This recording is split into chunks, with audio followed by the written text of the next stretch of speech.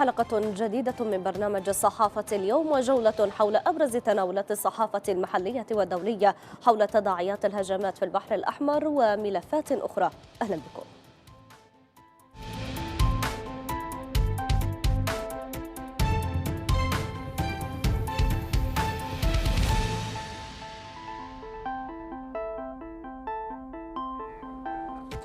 البداية من الموقع بوست الذي سلط الضوء على تفاوت ردود الفعل من الحكومة اليمنية على تصاعد التوتر الحربي في البحرين الأحمر والعربي بعد ارتفاع وتيرة الهجمات البحرية التي تشنها جماعة الحوثي على السفن الأمريكية والبريطانية ورد الدولتين بقصف اليمن بمبرر استهداف البنية التحتية العسكرية لجماعة الحوثي. وقال الموقع إن الحكومة اليمنية تنتهز التطورات الجارية في البحر الأحمر بين الحوثيين وأمريكا وبريطانيا لإعادة ترتيب صفوفها وأوراقها واستدراك ما عجزت عنه خلال الفترة الماضية، وهي فرصة مواتية ستمكنها من النجاح في حل تغلبها على الانقسامات والتشظي واستمرار المجتمع الدولي في الخيار العسكري. ولفت الموقع بوست إلى أن الحكومة لن تنجح فيما لو لجأ المجتمع الدولي إلى المفاوضات مع جماعة الحوثي وتوصل معها إلى تفاهمات تمكنها من تعزيز سيطرتها على اليمن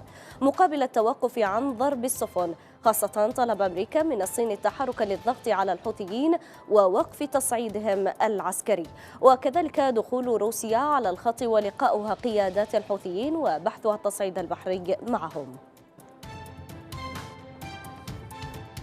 موقع الجزيرة نت سلط الضوء على التوجهات والسيناريوهات المحتملة لتصعيد أمريكا وبريطانيا في اليمن، ونقل الموقع عن مصادر يمنية قولها إن هناك توجهات أمريكية بريطانية للسيطرة على سواحل وموانئ اليمن على البحر الأحمر الواقعة تحت سيطرة الحوثيين. في حديث للجزيرة نت لم يستبعد الخبير العسكري اللواء خالد غراب أن يتحول الأمريكيون والبريطانيون إلى سيناريو السيطرة على الساحل اليمني على البحر الأحمر، فيما رأى الخبير العسكري العميد عبد الغني الزبيدي أن هناك احتمالا ضعيفا لاحتلال الشريط الساحلي لليمن في البحر الأحمر، واعتبر تصاعد الاستهدافات الأمريكية البريطانية عمليات انتقامية أكثر من كونها نوعية. في المقابل يرى الخبير العسكري البحري الدكتور علي الذهب في تصريحه للجزيرة نت أن كل الاحتمالات واردة، وأنه إذا لم يتمثل الحوثيون لمطالب أمريكا وبريطانيا بوقف استهداف السفن بالبحر الأحمر فيبدو أن سيناريو السيطرة على الساحل اليمني سيكون هو القرار الحتمي إذا كانت أمريكا وبريطانيا تريدان إزالة خطر الحوثيين. قالت صحيفة القدس العربي إن الأزمة اليمنية تأثرت كثيرا بالحرب الإسرائيلية على قطاع غزة، لا سيما بعد مشاركة جماعة الحوثي في الحرب عبر توجيه صواريخها ومسيراتها صوب جنوب إسرائيل والاتجاه نحو البحر من خلال استهداف السفن المرتبطة بإسرائيل في سياق الضغط على إسرائيل لإيقاف عدوانها ورفع الحصار على غزة. وضفت الصحيفة أن عملية السلام في اليمن ستكون أكثر تضررا إذ أن جماعة الحوثي لن تقبل بالمشاركة في أي مفاوضات في غمرة انشغالها بما هي عليه حاليا، علاوة أن تصنيفها أمريكيا منظمة إرهابية زاد من تعقيد المسار. يرى الكاتب محمد الشيباني في قراءته لما يجري في تصعيد أمكانات استئناف جهود السلام في اليمن أن انخراط الحوثيين في حرب غزة وقيام أمريكا وبريطانيا بعملية عسكرية ضد الجماعة وإدراجها في قوائم الإرهاب تطورات ألقت بظلالها على حالة التفاهمات التي بموجبها أعلن جراندبير خريطة الطريق بين الأطراف اليمنية.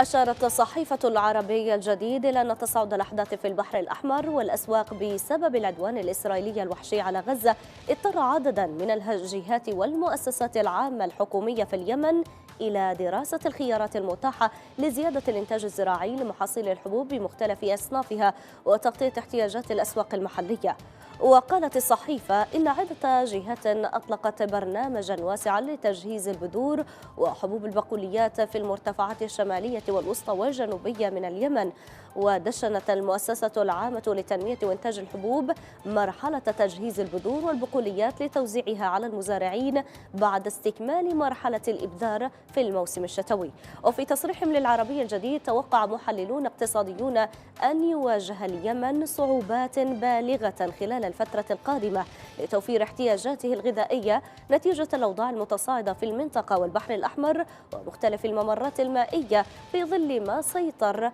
سيطرأ من تغيرات في خطوط الملاحة الدولية وارتفاع تكاليف الشحن التجاري. صحيفة فينانشال تايمز قالت في تقرير لها إن عدة خطوط شحن صينية أعادت نشر سفنها لخدمة البحر الأحمر وقناة السويس في محاولة لاستغلال حصانة الصين المتصورة من هجمات الحوثيين التي دفعت معظم المشغلين الآخرين إلى الخروج من المنطقة. وقالت الصحيفة البريطانية إن هذه الخطوط الأصغر تخدم موانئ مثل دوراليه في جيبوتي والحديدة في اليمن وجدة في السعودية التي عانت جميعها من انخفاضات كبيرة في حركة المرور مع إعادة توجيه خطوط شحن الحاويات الدولية بعيدا عن البحر الأحمر. وبحسب صحيفة فينانشال فإن انتقال الخطوط الصينية إلى البحر الأحمر يأتي بعد تخلي معظم خطوط الشحن الحاويات الكبيرة عن جنوب البحر الأحمر بسبب المخاطر الأمنية. فيما قال خبراء إن التفسير الأسهل لاندفاع المشغلين الصينيين إلى المنطقة هو سعيهم إلى استغلال حصانتهم النسبية ضد هجوم الحوثيين للفوز بالأعمال، وأن المصلحة التجارية هي السبب الأكبر.